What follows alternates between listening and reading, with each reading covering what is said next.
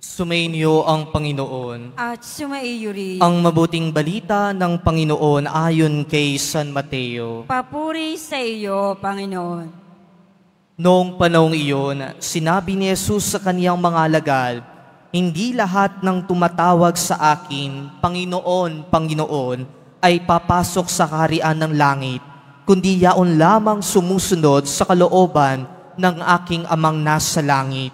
Pagdating ng huling araw, marami ang magsasabi sa akin, Panginoon, nangaral po kami at nagpalayas ng mga demonyo at gumawa ng mga kababalaghan sa inyong pangalan. At sasabihin ko sa kanila, kailan may hindi ko kayo nakilala. Lumayo kayo sa akin, mga mapaggawa ng masama. Kaya't ang bawat nakikinig at nagsasagawa ng mga salita kong ito ay matutulad sa isang taong matalino na nagtayo ng kanyang bahay sa ibabaw ng bato. Umulan ng malakas, bumaha at binayo ng malakas na hangin ang bahay na iyon, ngunit hindi nagiba sapagkat nakatayo sa ibabaw ng bato.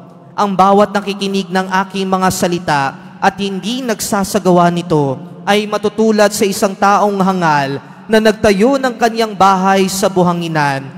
Umulan ng malakas, bumaha at binayo ng malakas na hangin ng bahay. Bumagsak ang bahay na iyon at lubusang nawasak. Nang masabi na ni Jesus ang mga pananalitang ito, ang mga tao'y namangha, sapagkat nagturo siya na parang isang may kapangyarihan at hindi tulad ng mga eskriba. Mga kapatid, ang mabuting balita ng Panginoon. Pinupuri ka namin, Panginoong Heso Kristo.